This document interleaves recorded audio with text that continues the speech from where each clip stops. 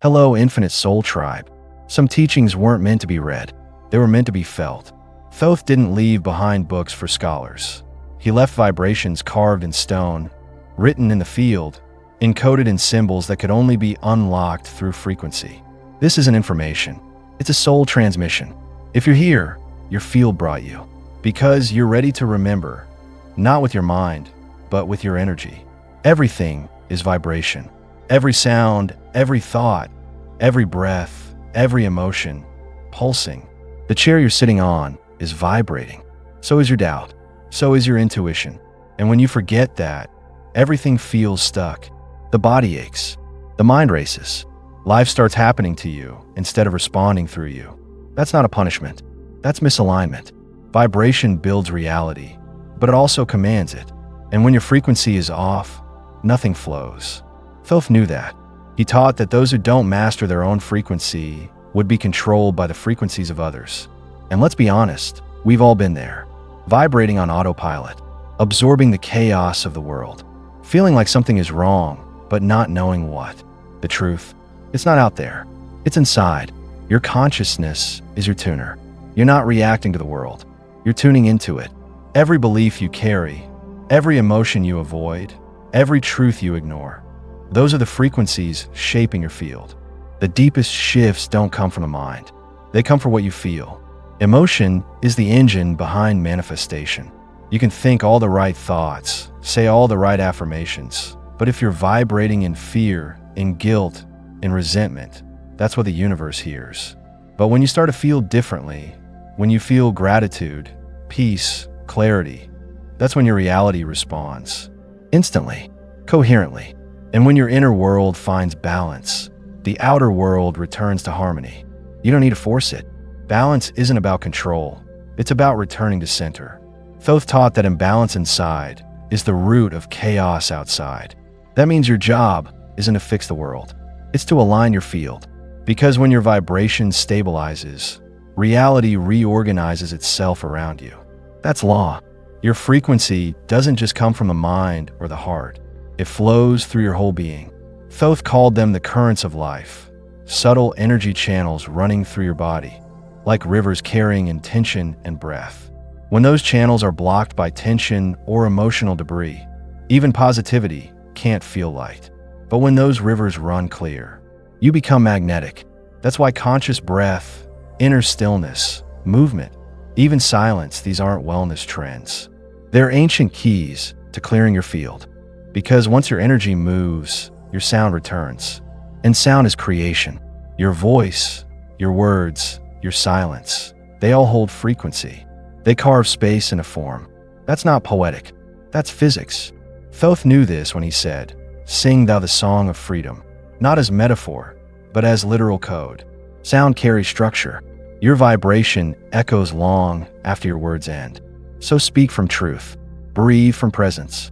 And even in silence, know that the universe is listening. Within that silence is sacred geometry, the flower of life, a vibrational map woven into all creation. Ancient civilizations carved it into stone, not because it was beautiful, but because it held power. Every circle, every line, every proportion reflects a frequency. That's not just design, it's remembrance. And when you meditate on that pattern, your field starts to sync. Because the universe isn't chaotic, it's coded. And you're part of that code. But not all vibration feels light and gentle. Some of it burns. Deep within you is a fire, what Thoth called the all-burning flame. It's not rage. It's not chaos. It's the force of transformation. When ignored, it turns inward and destroys. But when honored, it purifies. That fire inside you exists to burn away everything that no longer belongs. Fear, attachment, doubt, it all feeds the flame. And from that fire, you rise. And in that rise is where you meet the shadow keepers. Not enemies, not punishments, but sacred guides placed in your path to trigger your transformation. They show up as heartbreak, abandonment, confusion, anything that shakes your frequency just enough to wake you up. You might mistake them as blockages, but they're actually mirrors, carriers of the energy you haven't yet mastered. They hold up the reflection you've avoided. They crack the identity you've outgrown. They are the ones who pull you back into balance, but only if you're brave enough to face them. These shadow keepers aren't here to destroy you. They're here to refine you. They are part of the design. Because ascension doesn't happen in theory, it happens through experience, through polarity. Thoth taught that light and dark, masculine and feminine, silence and sound, they're not opposites. They're necessary forces of the same field. Integration is the path, not separation. And the soul that can hold both becomes unshakable. Even time itself is vibration. It's not a line, it's a layered field. Past, present, future, they're all accessible through frequency. If you're stuck in a story, it's not because of time. It's because your field is still vibrating in that timeline. Shift your vibration, and time bends. You don't go back and fix the past. You rise above it. And as you rise, you remember something deeper. The earth is alive, conscious, breathing. Her frequency pulses through every cell in your body. You don't walk on her, you walk with her. But the world has disconnected from that rhythm. We've drowned in artificial noise. And when we lose our connection to nature, we lose our calibration. But when you return to stillness, walk barefoot, breathe with the wind, listen with your whole being, you recalibrate. Not because you try, but because you're finally aligned with her original frequency. None of this moves without intention. And not just any intention, pure, coherent intention. Not desperate desire or spiritual performance, but truth. When your thoughts, your feelings, and your energy are aligned, manifestation becomes effortless. Because the field doesn't respond to what you say, it responds to what you are. And the more truth you hold, the faster reality responds. But the place where all of this is born is silence. That's the womb of creation. The most powerful vibration comes not from doing, but from stillness. It's where the chattering mind dissolves, where frequencies reorganize, where you remember your original tone before the world told you who to be. Silence isn't retreat, it's return. And in that space, everything shifts. So if you're still here, still feeling this, it's because you were always meant to. These are just teachings.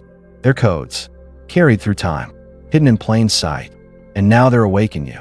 You're not your name, not your story, not the scars that shaped you. You are the field, the frequency, the vibration that shapes reality. And when you finally stop reaching and start radiating, everything responds. The shadow keepers no longer shake you. The noise no longer distracts you. The field bends, not because you forced it, but because you remembered. Hold the vibration, sustain it, speak from it, breathe it into your choices, your relationships, your silence. And when the next shadow keeper crosses your path, don't shrink. Thank them, because your frequency just got upgraded. As above, so below. As within, so without. As is the universe, so is the soul. That's the code. That's the way. That's the truth Thoth left behind. And now, you're living it. Thank you for watching. And remember, these aren't just the codes left by Master Thoth.